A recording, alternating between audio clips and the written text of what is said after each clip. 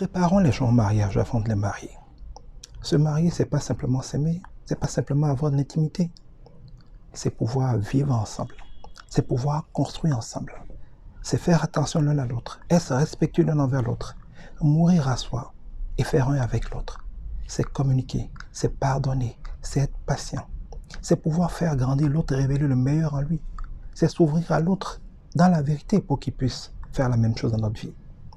C'est affronter la vie ensemble, c'est se soutenir toujours en public, tout en se disant avec amour la vérité pour grandir. C'est prier l'un pour l'autre, c'est avoir des enfants ensemble et avoir la capacité de les éduquer pour en faire de grands hommes.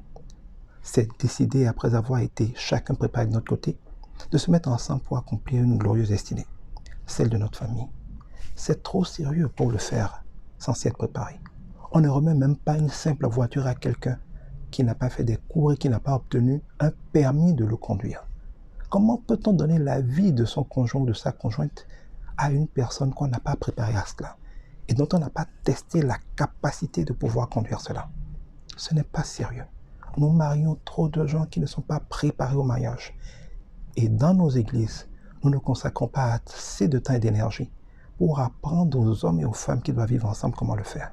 Que ce soit des problèmes de communication, des problèmes de finances, des problèmes d'éducation de leurs enfants, ou même des problèmes élémentaires dans leur intimité.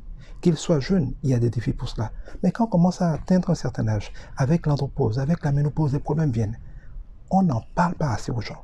Trop de chrétiens, et même des gens qui ne sont pas chrétiens, souffrent par ignorance dans leur couple. Il est temps que nous fassions attention à ceux que nous marions et que nous accompagnions davantage ceux qui sont mariés pour qu'ils vivent heureux et que leur mariage manifeste la gloire de Dieu au lieu de témoigner encore de ce que le diable continue de détruire. Dieu nous aide.